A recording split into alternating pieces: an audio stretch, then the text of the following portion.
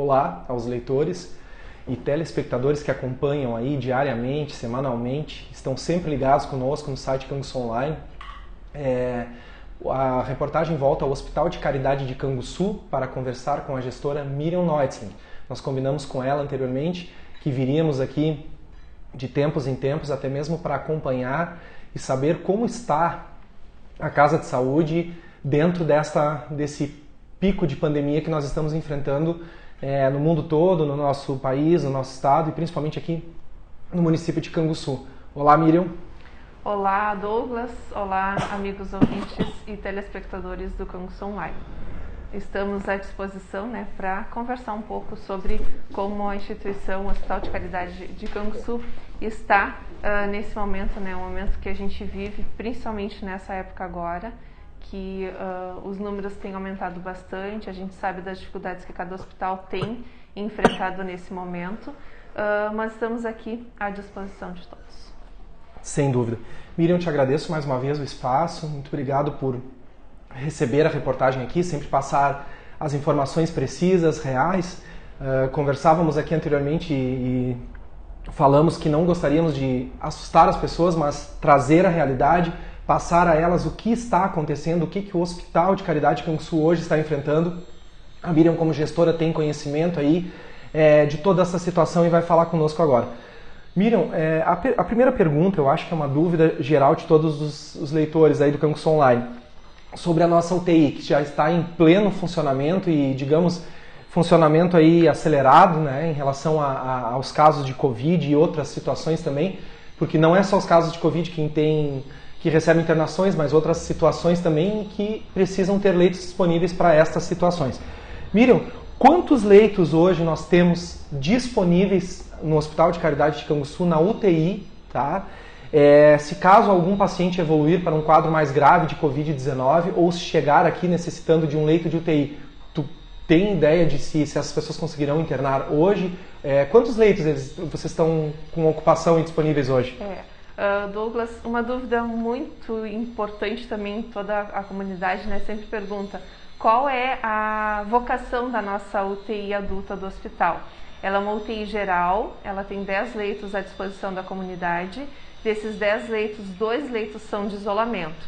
O que são esses 2 leitos de isolamento? São aqueles casos de de pacientes que precisam internar e fazer tratamento para doenças infecto-contagiosas, incluindo a questão do Covid. Então, nesse momento de pandemia, de pico desses casos elevados, nós conseguimos organizar a nossa UTI para atender esses 2 casos, para ter esses 2 leitos à disposição da comunidade.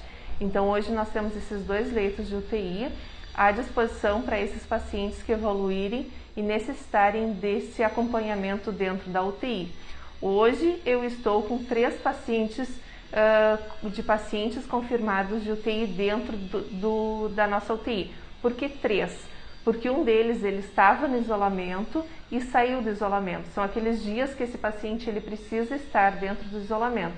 Hoje ele está no salão junto com os demais pacientes, porque ele não transmite mais a doença para os demais. Só que ele ainda precisa ficar em acompanhamento para tratar as sequelas que o Covid traz, tanto a esses pacientes que têm esse acometimento dessa doença. Então, eu tenho os meus 2 leitos de isolamento estão ocupados, com esses 2 pacientes confirmados de Covid, e tenho mais um outro paciente que já passou o estágio, mas que ainda está tratando das sequelas que o Covid traz a esses pacientes.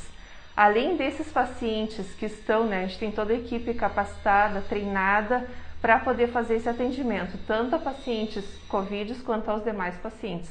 No final de semana, nós fizemos um treinamento, a equipe fez um treinamento para pacientes que precisam de pronar, que precisam ficar nessa posição de prona, porque os pacientes de Covid também têm a necessidade, muitas vezes, de ficar nessa posição para facilitar principalmente a questão da respiração e ser um manejo especial para o tratamento de Covid. Então, esse final de semana a gente fez uma recapacitação aos profissionais para que eles estejam preparados também para essas situações dentro da UTI. Então, Miriam, existe, além da UTI geral, existe uma ala totalmente isolada, que é onde os pacientes COVID são internados e dentro desse local precisam técnicos, precisam pessoas especializadas e que também ficam isolados para evitar o contato com os demais internados. Então, hoje, pelo que tu nos explicou, não há nenhum leito disponível caso chegue algum paciente e necessite de UTI, é isso mesmo? Sim, geralmente esses pacientes, quando eles têm chegado, eles entram pelo pronto-socorro, fazem avaliação pelo médico que está atendendo, solicita alguns exames. Geralmente a saturação desses pacientes estão abaixo de 95%, então eles ficam em observação e realizam os exames, raio-x, tomografia, para ver realmente se é um caso confirmado, para ver o comprometimento pulmonar e o tratamento que tem a necessidade de se fazer com o paciente. Se é um paciente suspeito, se realmente se cogita a necessidade, a suspeita se confirma, até sair o resultado do exame, se realmente precisa de internação e precisa ir para a ala COVID, ou se pode ser internado em leito clínico normal. Porque nós temos as outras comorbidades, pneumonia, nessa época que é bem típico também, então a gente precisa meio que diferenciar esses pacientes para fazer a internação deles. Caso tenha necessidade de internação, nós temos a ala clínica do hospital, nós temos 15 leitos à disposição. Hoje estamos com 7 leitos destes ocupados.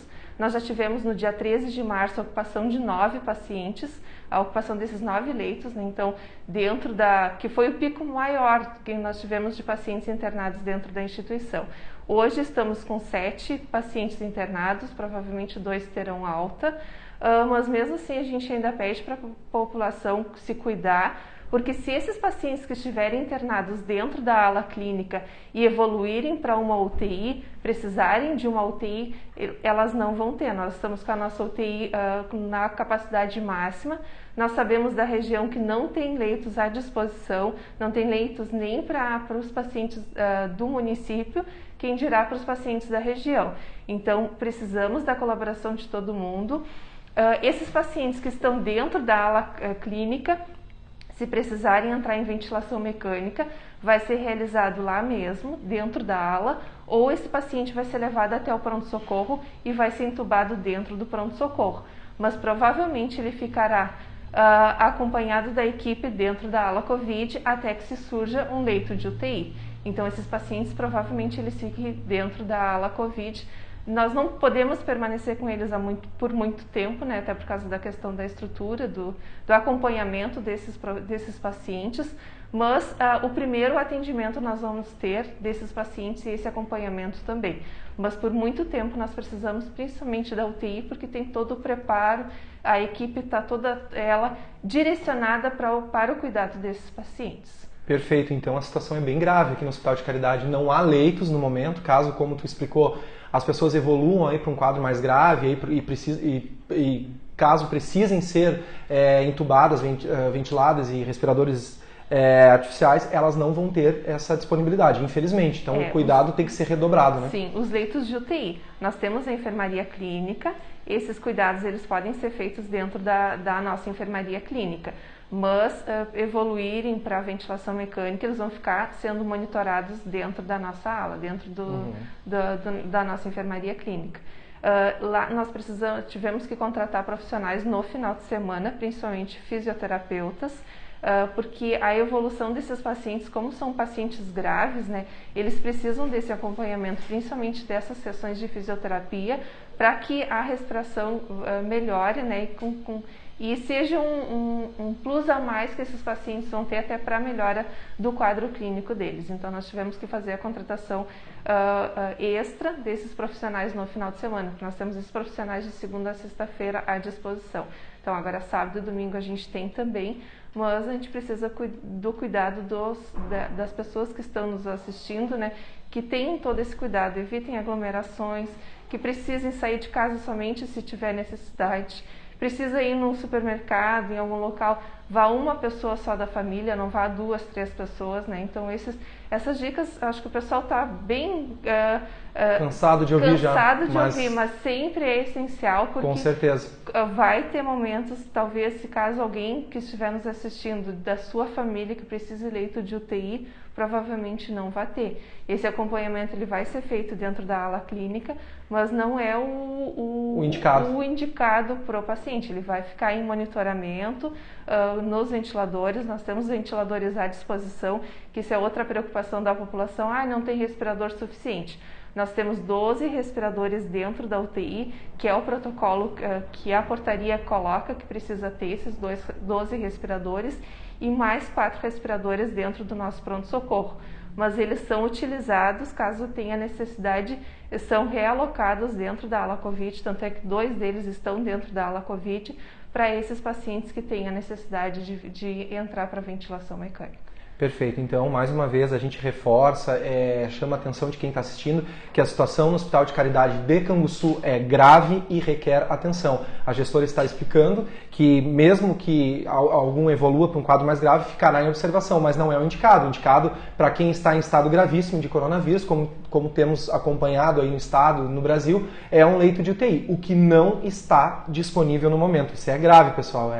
É uma questão de conscientização. Quem ainda não se conscientizou, a gestora até mencionou antes que as pessoas, nós mencionamos que as pessoas estão cansadas, mas infelizmente alguns ainda não aprenderam e não assimilaram que nós estamos no auge desta pandemia e Canguçu não fica de fora. Isso já está sem os leitos disponíveis caso mais alguém precisar. Miriam, uma outra questão, pacientes de outros municípios estão internados aqui, estão vindo para Canguçu em busca de leitos? Como que está essa questão? Outra pergunta bem sincera, Miriam.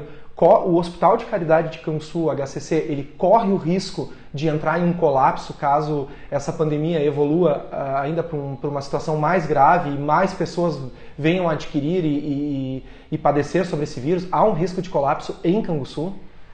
Douglas, nós recebemos pacientes de outros municípios, tanto é que Canguçu ele é referência tanto para Santana da Boa Vista como para Morro Redondo.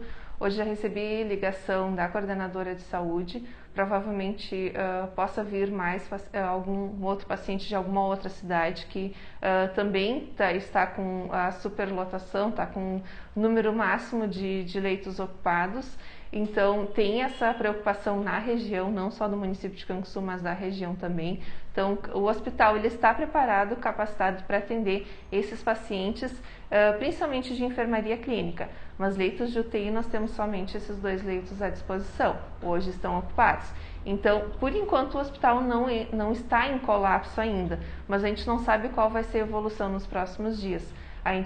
O hospital, nós paramos com as cirurgias eletivas até para deixar à disposição principalmente os medicamentos que são necessários para tratamento de pacientes. A gente sabe do desabastecimento desses medicamentos não só no município de Canguçu, mas em todos os municípios da região. Então os hospitais, a maioria deles já estão quase em falta de medicamentos. A gente não sabe quando vai vir esses medicamentos, então essa é a preocupação nossa, principalmente com a questão dos medicamentos.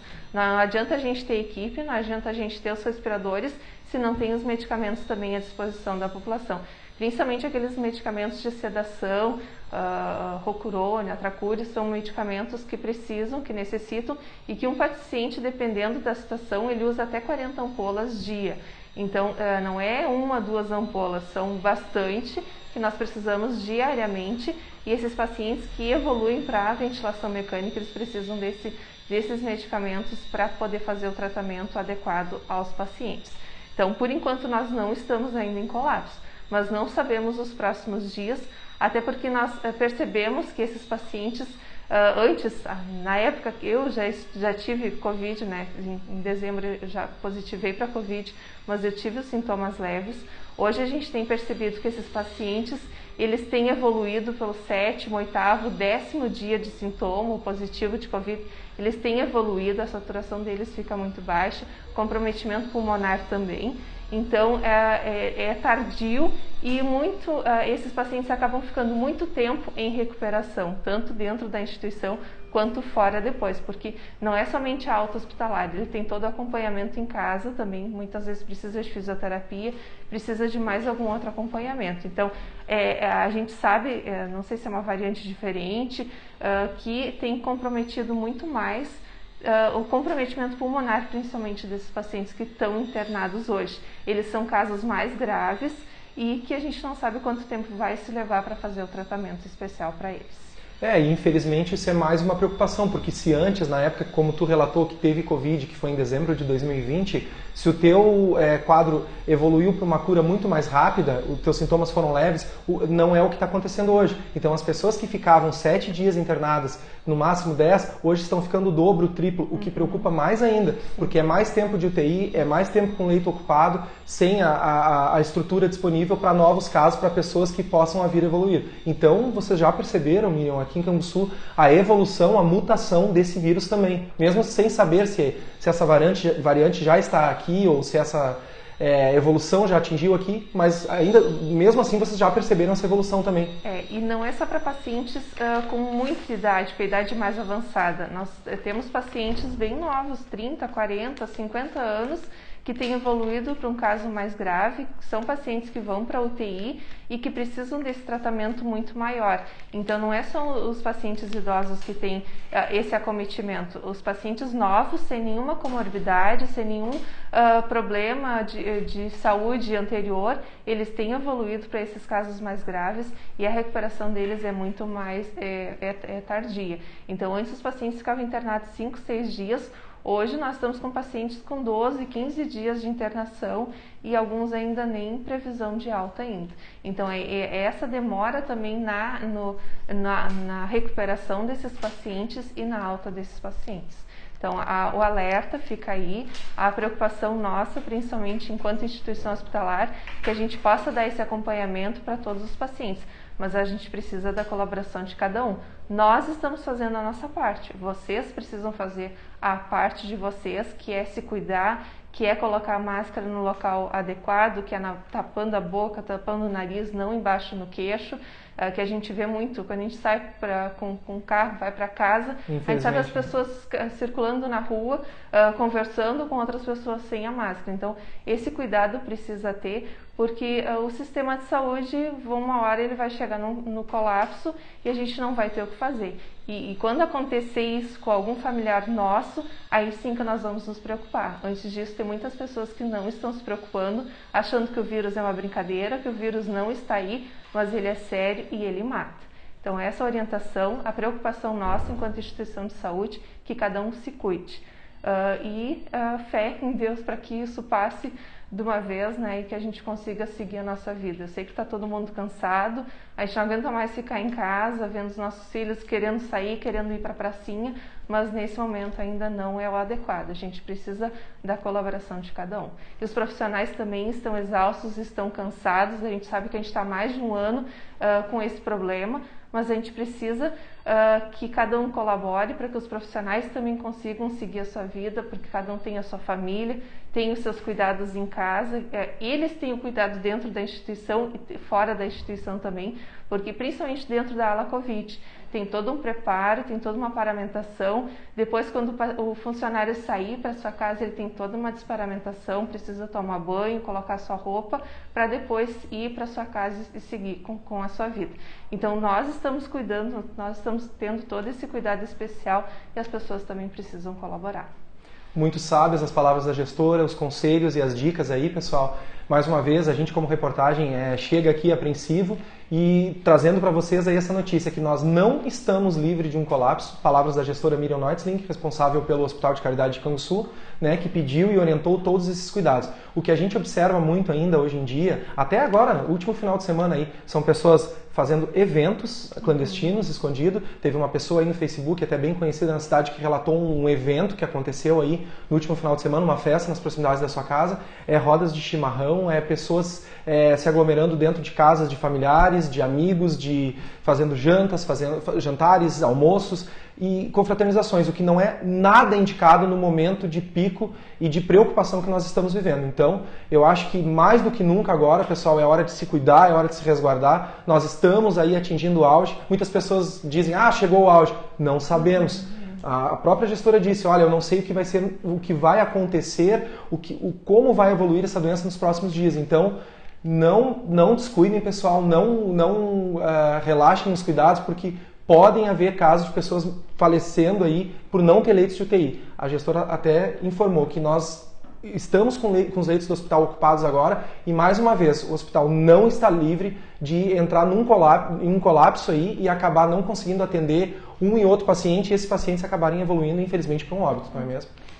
Uma das informações importantes para a população, principalmente, quem está com algum sintoma ou que é caso positivo para a Covid, durante a semana que procure o pronto atendimento municipal para atendimento das 8 horas da manhã até as 22 horas da noite. Caso tiver necessidade de madrugada, de noite, depois desse horário, o pronto-socorro está à disposição para fazer esse atendimento e nos finais de semana o pronto-socorro também é referência para esses atendimentos. Mas que a população, quando esse paciente chegue na recepção, que já se identifique, eu sou um caso positivo, ou eu estou com sintomas gripais, posso ser suspeito de Covid, para que a recepção já coloque esse paciente em isolamento e que a equipe da enfermagem possa fazer a triagem, se realmente é um caso suspeito ou confirmado, que passe para o médico, que faça a avaliação, que se faça a coleta nos dias indicados, né? Porque se tem um protocolo, nós seguimos um protocolo de fazer essa coleta desse material para poder fazer a análise e depois sim, se tem as orientações, precisa fazer tratamento em casa, o paciente vai fazer o tratamento em casa, tiver que ficar em observação, ele vai ficar em observação, tiver que fazer mais algum exame complementar, ele vai fazer.